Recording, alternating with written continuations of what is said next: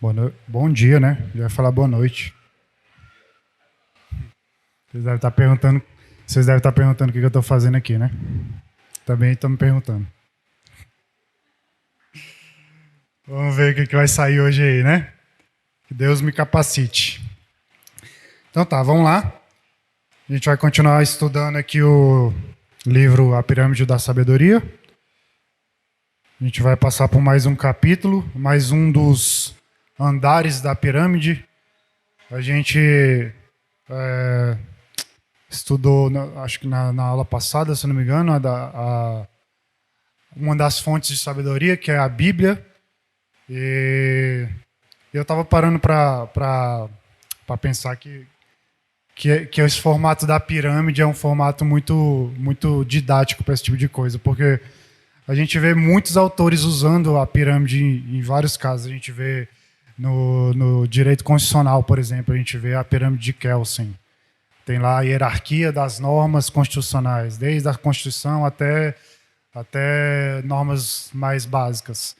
Tem também na gestão de pessoas, a gente tem a pirâmide de Maslow, que fala ali da hierarquia das necessidades. É tipo uma busca lá do topo, lá de baixo até no topo, para atingir a autorrealização. Aí eu acho muito legal essa ilustração, que aqui é muito parecido. E a gente vai passar por mais um andar aqui dessa pirâmide, que é ali o segundo piso, né? Segundo piso da pirâmide, que é a igreja. Então, vamos lá. Será que o slide está chegando? Deve estar não, né? Vamos continuar sem slide, então. Vamos falar, então, do segundo piso, que é a igreja. Bom, antes da gente começar a falar da igreja em si, eu acho que vale a pena dar uma passada sobre um movimento que já é muito antigo, mas que tem crescido bastante atualmente, que é o movimento dos desigrejados, né? Acho que todo mundo já ouviu falar, né? O que é isso? É basicamente aquele cristão aquele que não vê mais a necessidade de estar na igreja, de estar com os irmãos da igreja, de seguir as regras daquela instituição. Normalmente o desigrejado ele já passou por uma igreja, ele chegou a frequentar, só que alguma coisa que ele não concordava, alguma decepção que ele teve, algum problema com os irmãos, ele se afastou. Então, o desigrejado, ele se alimenta da palavra sozinho em casa, ele vê pregações online, ele tem referências na internet aí de coisas que vão ajudar a alimentar a vida cristã dele. Outro motivo que vai encorajar aí o desigrejado a sair da igreja é que a igreja é uma instituição humana e vai ter falhas, vai sempre ter falhas e ele acaba que se decepciona com essas falhas e sai da igreja. Também tem um argumento de que a igreja acabou virando uma espécie de empresa. Ela está ali presa a um regulamento, ela está presa a um CNPJ, ela vai ter ali serviços gente que vai prestar serviços remunerados, vai ter questão de pedir dízimos e ofertas. Então, o desigrejado ele se sente mais confortável de seguir a vida dele dessa maneira, sozinho em casa, para evitar problemas da vida em comunidade. Então, basicamente isso são os desigrejados. Vamos ler Hebreus 10, 24 a 25. A gente acabou de ler esse texto. A gente leu mais versículos, mas vamos ler só esses dois. Hebreus 10, 24 a 25. Quem achar pode ler.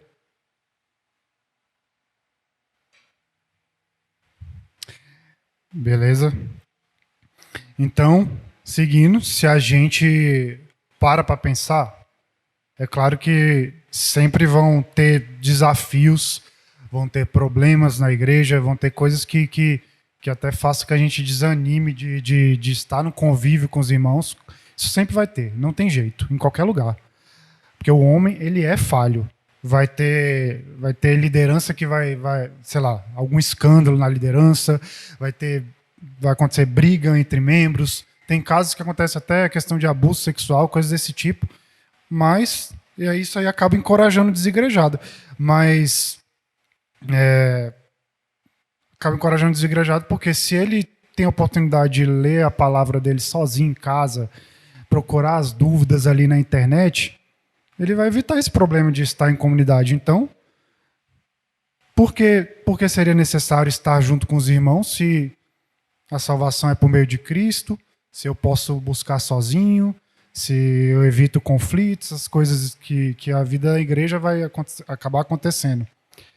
Então, a pergunta é possível amar a Cristo e não amar a igreja? Não, né? Cadê? Vamos ler esse slide. Eu vou dar uma lidinha nesse slide aqui. É um trecho do Voltemos ao Evangelho. O Evangelho é uma mensagem. Essa mensagem, quando abraçada e crida, cria um povo. E esse povo, por sua vez, demonstra as promessas e a verdade da mensagem. Chamem isso de o maior círculo virtuoso da história. O Evangelho cria a igreja e a igreja protege e apresenta o Evangelho. Você não pode ter um sem o outro. Nós nos tornamos membros do mesmo corpo por meio do Evangelho. Então, quando a gente vê que não, né? Não existe uma vida, essa separação da vida da igreja com a vida cristã. Então, quando a gente soma esses dois fatores, que as duas primeiras partes da pirâmide, né, que é a base, que é a Bíblia, e a gente soma com congregar em uma igreja ativamente, o crescimento vai ser muito maior do que se você estiver por conta própria. E aqui na igreja o interessante é que agora, principalmente no meio dessa era digital, a gente vê que nas redes sociais, por exemplo, existem muitas máscaras. As pessoas têm muitas máscaras e acabam disfarçando criando, às vezes, um personagem que não é, criando uma versão daquilo que ela não vive e, às vezes, escondendo defeitos, coisas, problemas que aqui na vida da igreja a gente acaba que no convívio a gente acaba conhecendo a falha dos irmãos. A gente conhece a dificuldade, a gente tem a oportunidade de nos apoiar, a gente tem a oportunidade de fortalecer o irmão onde que ele é fraco. Aqueles que são mais instruídos na fé, eles têm a oportunidade de ajudar aqueles que são novos na fé. Tem a questão também que acontece aqui na igreja, a questão da disciplina. A disciplina é excelente para o irmão que está em pecado, porque ele tem a chance de se reconciliar com Deus. Então, são fatos que dentro da igreja a gente vê que são muito benéficos e que a vida fora dela, às vezes, não teria isso. Não há essa troca de sabedoria um com os outros. E a gente vê que na escola dominical é um momento muito interessante para isso, porque aqui tem estudos que são direcionados, a gente tem a gente tem a oportunidade de debater alguns assuntos, a gente complementa os irmãos, então isso vai enriquecendo o nosso conhecimento, a nossa sabedoria. E quem está fora da igreja vai apoiar quem? Vai ser apoiado por quem?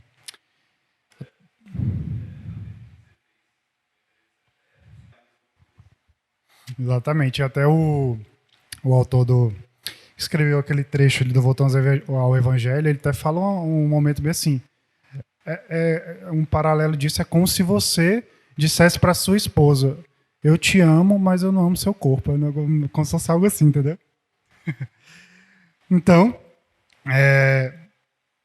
isso acaba que a vida fora da igreja se torna um perigo, porque hoje em dia qualquer um, ainda mais quando se fala em buscar apoio na internet, buscar complemento, alguma coisa, qualquer um grava um vídeo e alcança milhões de pessoas. Milhões de pessoas. Tem picareta pra caramba na internet. Tem gente que tá preocupado mesmo é com engajamento. Então a igreja acaba que se torna um refúgio para a gente para que nós possamos nos centrar em Cristo, em comunidade, em grupo e crescer em sabedoria, né? Então aí a gente começa a falar sobre a era individualista, a sabedoria na era individualista. Como eu disse, como já foi dito na aula passada, a Bíblia, por si só, ela é a principal fonte de sabedoria. Ela é. Mas, para que a gente conheça melhor as Escrituras, o ideal é que a gente faça isso em comunidade, que nem a gente está falando. Claro que vão ter regiões no mundo que não vão ter essa oportunidade. Tem lugares que há perseguição do Evangelho. A gente não tem como falar disso e não falar do pastor Patrick, que está bem próximo da gente aí. Ele sabe muito bem essa realidade, não pode nem ter Bíblia no lugar. Então é uma coisa muito difícil. A gente, acho que teve algum dia aqui lá na igreja, lá na sede, que eu não lembro qual era o lugar, mas teve missionários que vieram apresentar apresentar um relatório sobre a jornada deles lá no país. E a igreja se reunia em restaurante. Era coisa tipo assim, na moca mesmo, e não podia, sabe? Era um culto bem adaptado. Então, você vê que as pessoas acabam dando um jeito de poder congregar com os irmãos, né? Mas...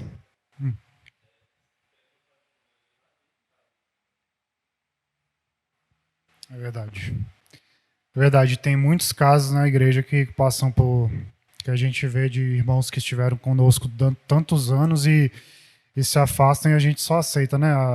Como às vezes não eram eleitos de Deus, às vezes sempre foi isso mesmo, então a gente só aceita e não corre atrás. Isso que o Rafa falou é importantíssimo e eu acho que a gente, como igreja, a gente tem que mesmo atuar nessa área e buscar, sabe? Correr atrás desses irmãos. É muito triste mesmo ver isso. É muito triste.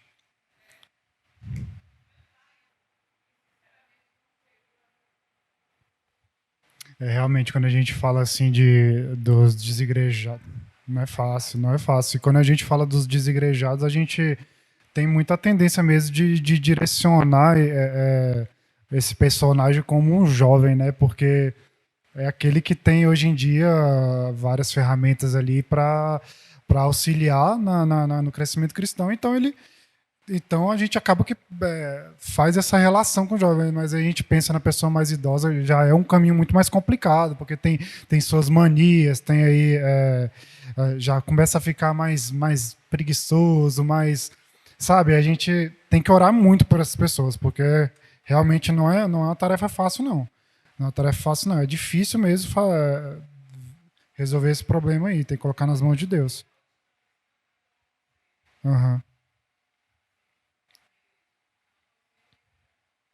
Pois é. E isso é uma das coisas que só tem na vida na vida em igreja, né? Não tem como ser fora dela participar de uma Santa Ceia, um batismo, essas coisas. Então, vou falar. Vou falar, senão acaba rápido.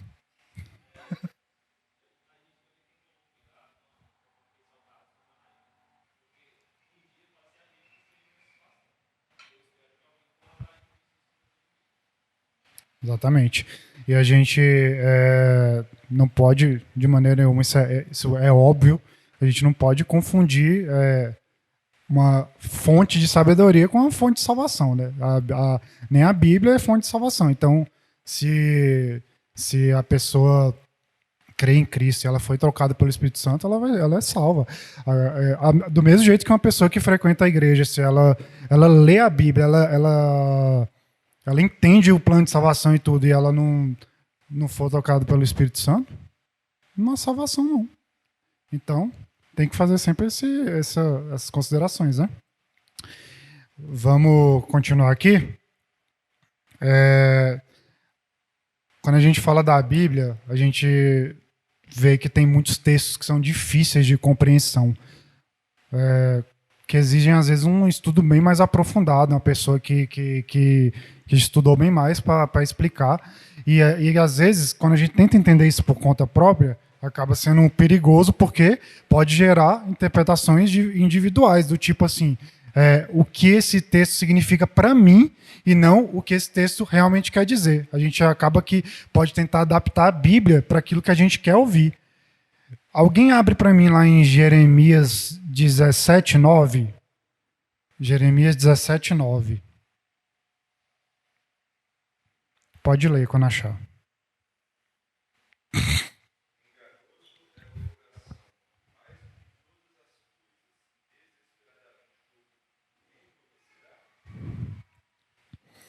Eu tenho um caso para contar. Tipo, quando eu trabalhava lá no Ministério dos Transportes, eu trabalhava com um rapaz que ele era cristão, era de uma denominação que eu não sei muito a respeito, mas não parecia ser... Enfim, eu não conheço a denominação. Ele era cristão, ele e a namorada, e eles viviam na seguinte situação. Você via que ele era um rapaz que, até durante o trabalho, você via que as coisas que ele falava eram coisas, sabe, diferentes. Ele lia a Bíblia no trabalho. Só que ele e a namorada viviam a vida em pecado. Faziam sexo antes do casamento. Esse era o assunto. E aí um dia ele chegou e falou para mim assim: André, eu achei um pastor aqui na internet que ele apoia o sexo antes do casamento. Eu falei, ué, mas como é que é isso? E qual que é o argumento? Eu não vou lembrar muito bem o argumento, que já faz uns 13 anos, já faz muito tempo. Mas ele falava lá sobre as questões de que na Bíblia você não tinha essa separação entre namoro, noivado, casamento. Ele dava os argumentos e no final ele falava, então quando você e a sua namorada têm o desejo, vocês dois têm o desejo de se casarem, isso já é mais que o suficiente para vocês viverem a vida de casado. Era uma coisa tão absurda, mas era tão absurda que para mim era absurdo, mas para ele não era. Por que não era absurda para ele? Porque era a teoria que agradava o coração pecaminoso dele. Era o que ele queria, era a versão que agradava a ele. Então, o coração da gente já é tendente a pecar. Se a gente ainda consegue um apoio num falso pastor desse aí de internet, acaba que torna mais atrativo o negócio. O pecador vai escolher ir para o lado que mais convém e justifica o pecado dele. Então, essa pessoa fora da igreja não tem essa chance de um acompanhamento, uma instrução no pastor, porque ele não pertence ao corpo, ele está por conta própria.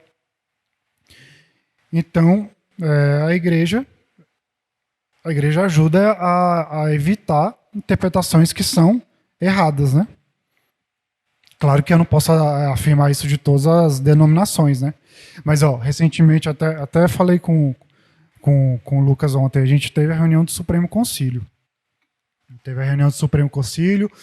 Aí lá são convocados vários pastores, vários presbíteros, e eles vão lá discutir sobre assuntos relacionados à doutrina, vão ali fazer uma votação, forma comissões, depois faz uma votação, e o que ficar decidido ali vai ser o que a IPB vai adotar como regra para aquele assunto. Você vê que há uma organização, há um grupo de estudiosos para tratar sobre um assunto. Isso é muito diferente se a gente faz um paralelo com uma pessoa sozinha, ou uma pessoa que está buscando ali uma pessoa qualquer na internet sem nem conhecer, pessoa que às vezes tá nem pensando no teu crescimento em sabedoria, crescimento espiritual, e só tá querendo engajamento e curtida nas redes sociais.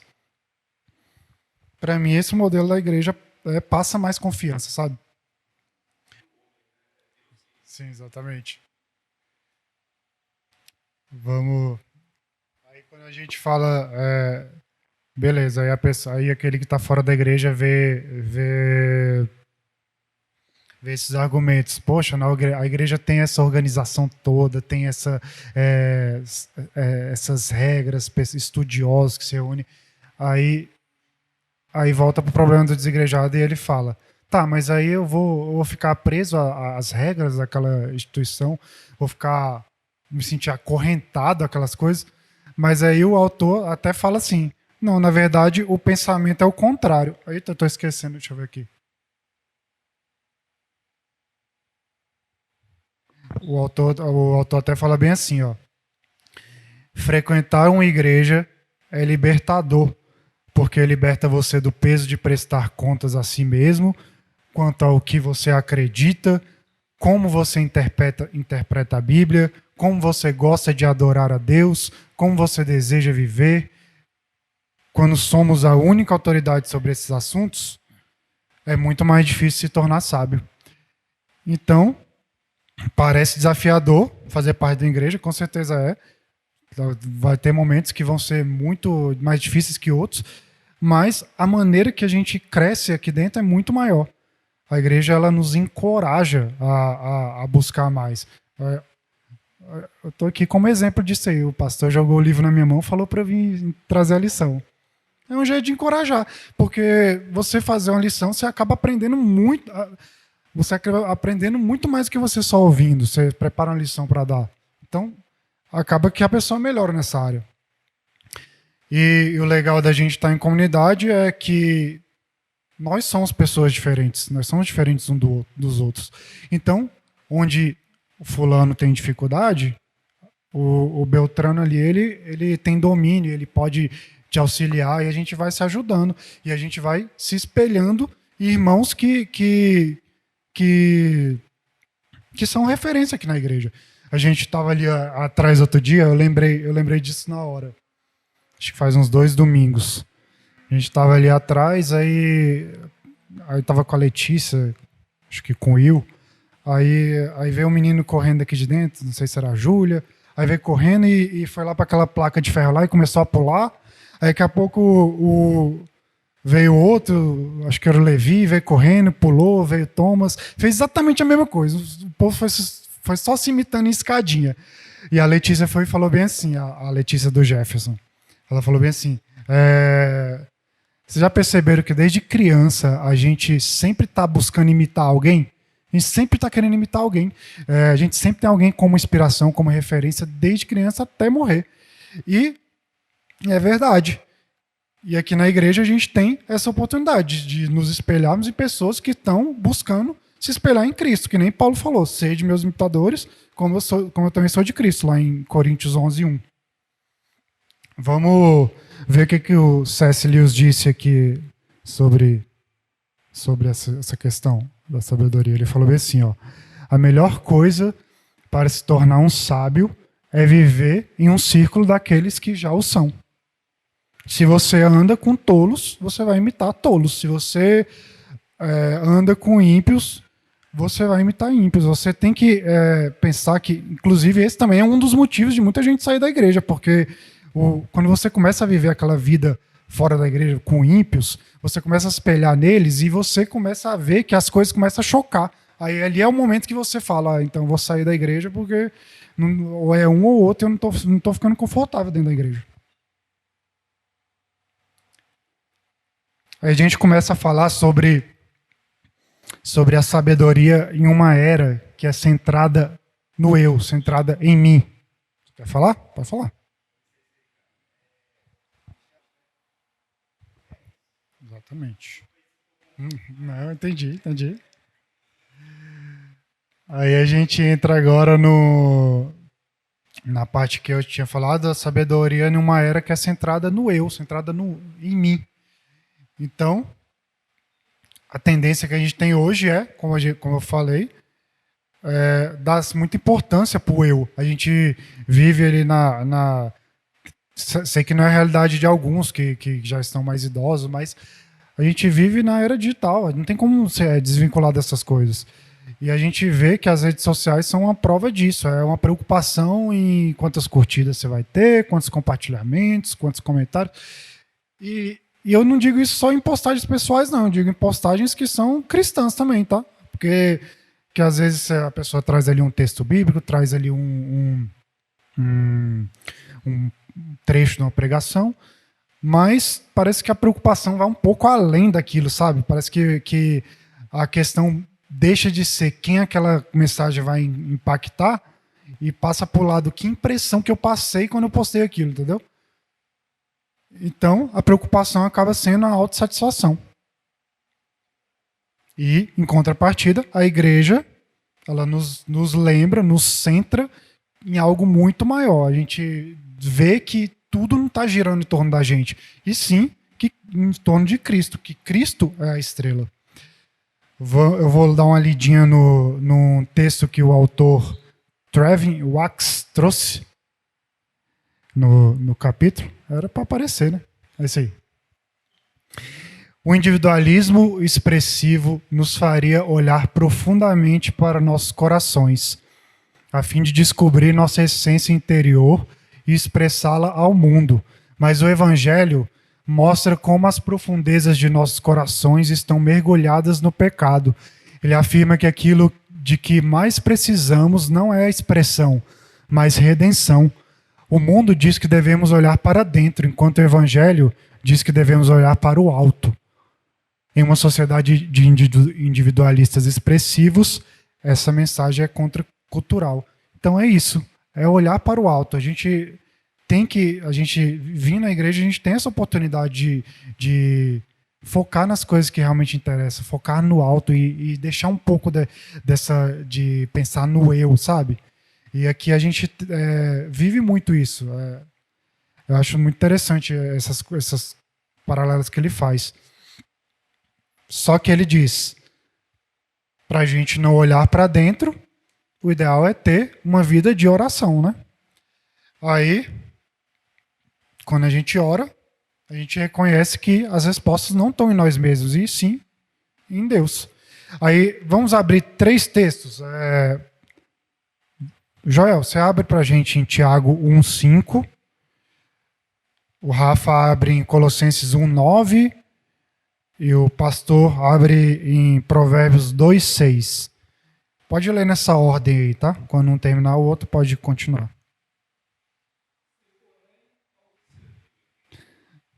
Tá vendo? Esses textos a gente vê muito que por meio da oração que a gente consegue sabedoria. Por isso que a gente tem que, a cada dia, lembrar que Deus é a resposta, que nós devemos orar diariamente pedindo sabedoria e orientação, para que a gente possa meio que desvincular as coisas do nós, do eu, e focar em Deus, sabendo que a vontade dele vai ser feita independente de qualquer coisa.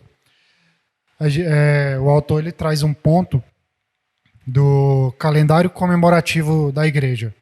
Ele até diz que é um ponto também positivo, outra característica que é um ponto positivo da igreja, que ela ajuda a gente a observar e refletir sobre mais da história da igreja, mais sobre a história de Deus. E eu digo isso porque a gente vê que hoje em dia o que vale é o que está em alta, né? O que é mais falado é aquilo que está em alta. Se sobe uma hashtag lá, dia do hambúrguer, todo mundo vai tirar uma foto comendo um hambúrguer. Se é dia dos namorados, você sai com a sua namorada e não consegue nem entrar no restaurante porque está tudo lotado. São datas consumistas. Então a gente vê que dificilmente está em alta as coisas que nos aproximam ali da história de Deus, da igreja. E a igreja faz bem esse papel, cumpre bem esse papel em nos fazer lembrar e refletir dessas datas que são importantes para nós. Que a vida, que poderiam ser lembradas também fora da igreja, mas acho que não teriam o mesmo brilho, né? A gente vê que como é legal quando está chegando ali na época de Natal, a gente tem a oportunidade de ouvir um coral que ensaiou durante o ano inteiro, então pelo menos uns 6 meses ali para cantar. A gente vê peças de Natal que foram ensaiadas. Então é um momento muito mais legal na vida dentro da igreja. A gente comemora normalmente ali o dia da Reforma Protestante. É legal saber o que houve mais de 500 anos atrás lá, que fez com que tudo surgisse, a igreja que congregamos surgisse. A gente recentemente teve o dia do homem presbiteriano, da mulher presbiteriana. são datas que são importantes para a gente, em igreja, lembrarmos o papel de cada um, não só na igreja, mas como no lar, em sociedade. Hoje em dia está tudo invertido, os papéis, então são coisas que são vantajosas para a vida em igreja. E quando a gente está refletindo sobre isso juntos, sobre esses acontecimentos, o tom acaba se tornando outro. A experiência é melhor, né? Aí o autor, ele até na sinopse dele aqui, na sinopse ele fala bem assim, que a gente está obeso de informação. Nós estamos vivendo uma era que nós estamos obesos de informação. Tem informação para tudo quanto é lado hoje em dia. Mas será que... Aí ele faz até essa pergunta. Será que questão de informação traz sabedoria ou mais atrapalha? Porque são notícias ruins em todo lugar. São notícias ruins em todos os cantos do planeta. E a gente vai sendo jogado de canto a canto, de lugar para lugar, e a gente não chega em lugar nenhum. E a gente está de mãos atadas a esses assuntos. A gente não pode fazer nada. E muitas vezes o viver aqui, viver em comunidade, é deixado de lado. Mais ou menos se a gente voltar uns 100 anos atrás, ou até menos, o foco familiar era: primeiro a gente vai se preocupar com os problemas da família, depois do lar, depois ali da fazenda, depois dos negócios, depois da comunidade, depois da nação. Você vê que tinha uma ordem que foi mudada hoje em dia. A gente se preocupa muito com coisas que são inalcançáveis para a gente. A gente acaba gastando energia com isso e isso só serve para nos deixar triste. O autor até fala, deixa eu ver. Eu estou apontando para lá, né? O autor até fala, nosso foco exagerado na conscientização global esgota nossa capacidade de ação local. E eu não digo que é errado você buscar questões a nível global, questões que estão acontecendo em nível mais amplo. Só que a gente tem um limite, um momento que a gente tem que chegar e... Nossa, minha voz está acabada. Vou tomar uma água. Tem um limite que a gente tem que chegar e pensar mais no local, sabe? Pensar na comunidade que a gente congrega, fazer diferença aqui. E o papel da igreja nisso é importantíssimo, porque em primeiro plano a gente vê que a igreja está ali preocupada com a membresia, está preocupada nas necessidades físicas, emocionais, as necessidades espirituais. Muito disso a junta diaconal ajuda muito nessa parte de necessidades físicas. O aconselhamento pastoral está aí também para fortalecer a vida pastoral, a vida espiritual. Aí, esse é o primeiro plano na vida da igreja, mas em segundo plano a gente tem também a vida em comunidade, a comunidade local. Aqui, a placa da Mercedes, por exemplo. Vai ter gente que vai chegar aí necessitando de uma cesta básica. Vai ter gente que vai se beneficiar com a ação social porque ela não tem possibilidade de fazer isso em outro lugar, não tem dinheiro. Um bazar vendendo roupa a preço de banana, o evangelismo para fortalecer ali a vida espiritual, falar de Cristo, aqueles que ele já tem separado como eleitos. Então, são maneiras de ser útil à comunidade. E a gente vê que esse convívio presencial foi muito prejudicado com a pandemia, né? A gente viu que... A gente passou por isso lá na igreja, os cultos eram gravados, o louvor era gravado, e a gente via em família, mas a gente sempre estava com aquela sensação de que, sabe, falta algo. E foi um momento que não foi muito legal. A gente fez o que dava para fazer, mas não foi o ideal, né? A gente ter a oportunidade de estudar junto, de cantar, de se cumprimentar, de abraçar, de participarmos junto da ceia do Senhor, estávamos no momento do batismo, até nossas confraternizações, momentos de comunhão são importantíssimos. E parece que a gente pode fazer até uma comparação aí desse momento que a gente viveu na pandemia com a vida fora da igreja, a vida dos desigrejados. É uma vida que acaba ficando mais sem graça. E o autor até fala aqui, Deus quer que nos comuniquemos uns com os outros, como seres encarnados. Por isso, devemos nos reunir. Ele dá o exemplo de Jesus. Jesus veio como um ser encarnado. Ele até faz uma brincadeira aqui. Ele fala bem assim: Deus podia ter mandado uma apresentação de PowerPoint e com 5 ideias de como sermos salvos. Mas não, ele viu uma pessoa. Ele viu uma pessoa em carne e osso que fez coisas que nós fazemos aqui como congregação, e muitas delas, inclusive, para nos dar exemplo de como fazer. Então, sim, congregar com os irmãos é uma espécie de dieta balanceada aí para a gente que está vivendo uma era de obesos da informação. Aí a gente entra num tópico final, que é a sabedoria em uma era de constante mudança. Aí a gente faz outra comparação com o momento que a gente vive. Porque a gente vê que é impossível estar por dentro de tudo que acontece. É impossível. É atualização o tempo todo. Tudo, todo dia é novidade. Mas ao mesmo tempo que tudo é novidade, tudo também é descartável, porque o que era relevante agora, amanhã já não é mais. E aí, importante entre aspas, né? Porque se é esquecido não era tão importante. E a gente vê que é como se o passado e o futuro eles não tivessem tanta relevância. A gente vê que o presente já basta. Se você não vive o hoje, se você não está atualizado, se você não está antenado, você é alienado. E uma das coisas boas de estar na igreja é que aqui a gente se desconecta um pouco disso, sabe? A gente não quer procurar mais essa atualização em tempo real. A gente foca em algo maior, que é o reino de Deus. É o já e ainda não. É o passado e o futuro. A gente vê que o passado importa sim, e aqui, ó, aqui na Bíblia, ó, tem uma porção de passado aqui.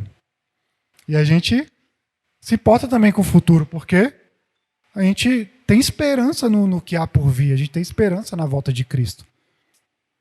E isso acaba tirando um pouco desse fardo do povo de Deus de buscar atualização o tempo todo, buscar atualização na palavra. Não, isso aqui que já está aqui já é perfeito, a obra foi perfeita, a obra de Cristo foi perfeita e é imutável. E por isso que a gente tem que estar menos preocupado com a atualização e preocupar com o eterno, preocupar com lá no alto. E a igreja, ela permanece com o passar do tempo. Não são os vídeos que são publicados, não é a notícia que é tweetada, não é a foto que é postada, tudo isso é esquecido, tudo. Mas a igreja permanece firme, né? Por isso, a igreja é um alimento básico e tão importante para a nossa busca pela sabedoria. Conclusão. A soma de uma vida de leitura bíblica com uma vida ativa na igreja é a combinação mais poderosa para se obter a sabedoria. A igreja tem um papel importantíssimo, não só no cuidado, instrução dos membros, mas também com a sociedade, tanto social como espiritualmente. Opa. Como a gente até chegou a falar, não confundir fonte de sabedoria com fonte de salvação. Nenhuma das fontes são capazes de nos conceder salvação. São apenas instrumentos. Somente Cristo que salva. E os pedidos. Ore pela igreja local, para que juntos possamos crescer em sabedoria e que assim possamos ser úteis à nossa igreja e à nossa comunidade. Ore por aqueles que não têm a chance de congregar com o povo de Deus, por motivos de perseguições do local onde moram. Agradeça a Deus pelo privilégio de servi-lo livremente como igreja nesse país. Pessoal, o estudo que eu tinha para falar era isso. Se alguém quiser acrescentar alguma coisa, fique à vontade. Se alguém quiser perguntar alguma coisa, também fique à vontade, porque eu não sei se eu vou responder, mas fique à vontade. Então, é isso.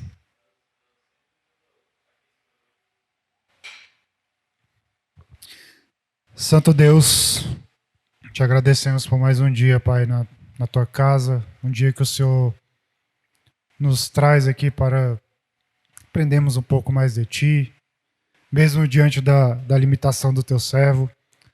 O Senhor Nos ajuda como igreja a crescermos em sabedoria, Pai. Como esses estudos têm sido bom para a gente, nos traga nos próximos domingos para que a gente possa continuar a concluir esse livro, ver os próximos níveis dessa pirâmide, como buscarmos a Senhor, como crescermos em sabedoria, e que assim a gente possa, Deus, na vida como igreja, nos firmarmos, sermos úteis aos irmãos, sermos úteis à nossa comunidade, e que o seu nome seja pregado, Pai, que Cristo seja engrandecido como nosso único Salvador, Pai. Obrigado, Pai, por tudo. É em nome dele que oramos. Amém.